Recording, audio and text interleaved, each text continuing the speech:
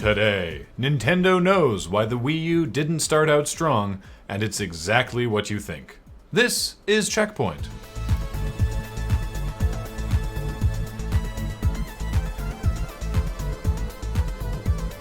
Welcome to CheckPoint, where we're finally starting to come down from our E3 high. Speak for yourself, I need more. Give me that E3, put it in my veins.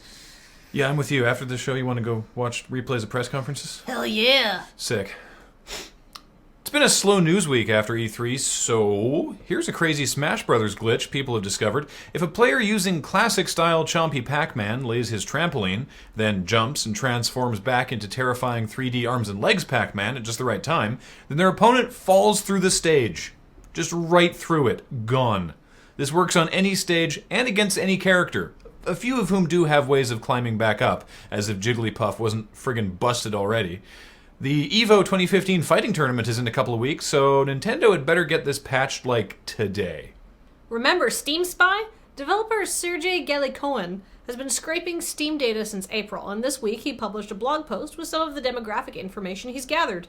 Turns out, Americans love shooty-mans, and if they can shooty-mans in an open world, it's even better.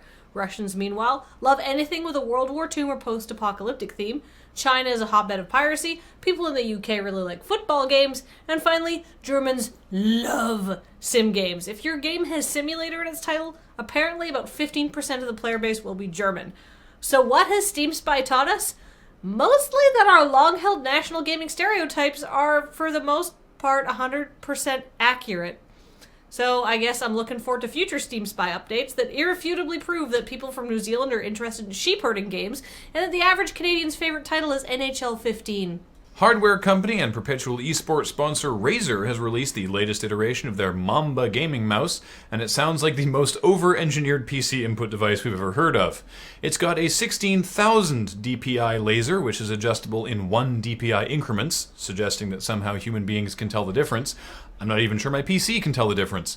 It also has adjustable click force buttons, meaning the user can precisely dial in how much pressure it takes to click the left and right buttons respectively. But why listen to me when you can just watch Razer's own hilariously overblown commercial?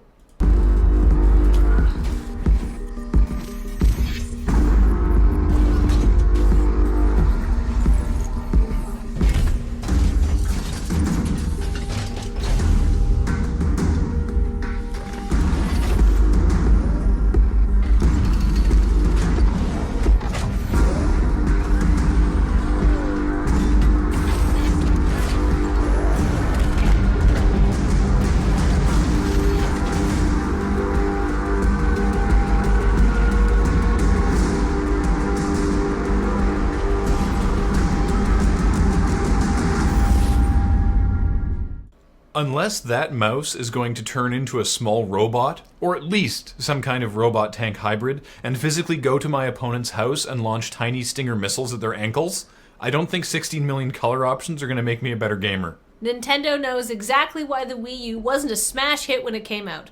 According to Nintendo of America president Reggie Fils-Aimé, the system just didn't have the content to drive sales.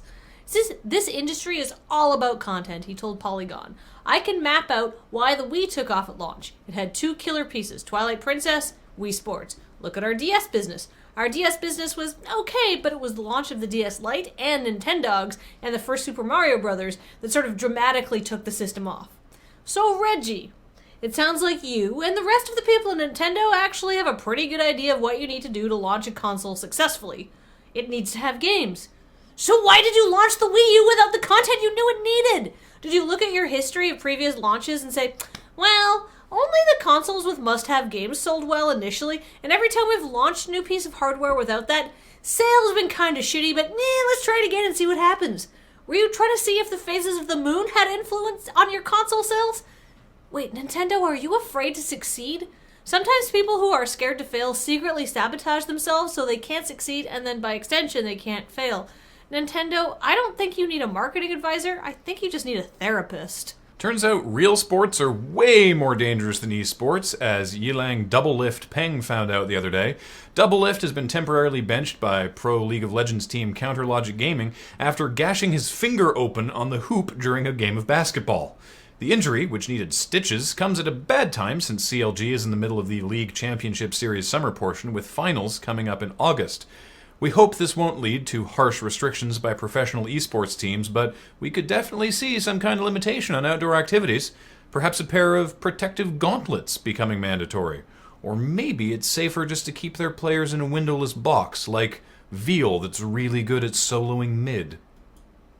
And now for our weekly check-in with the Shenmue 3 Kickstarter. Are we still at way more than nearly every other gaming Kickstarter, but still way, way less than it actually needs? We sure are. Terrific.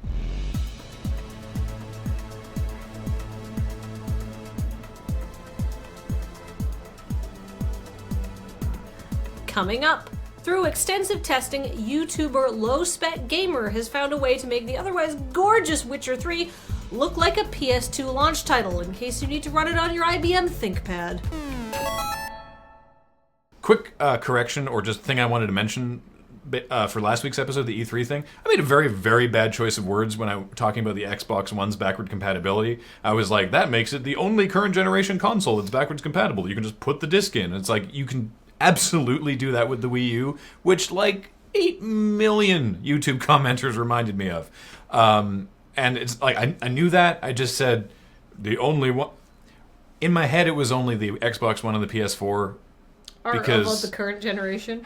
Yeah, I mean, the thing is, the Wii U is current gen, but even they sort of remove themselves from the Microsoft Sony fight a little bit, and in my head, they sort of weren't on the same kind of page there. Technicality is what you're saying. It's just I shouldn't have said that. I was bad at words that time, so wanted to mention that. Hello, CheckPoint fans! A reminder that CheckPoint, much like everything we do, is now supported by you directly through Patreon. Please check it out. We would really appreciate it.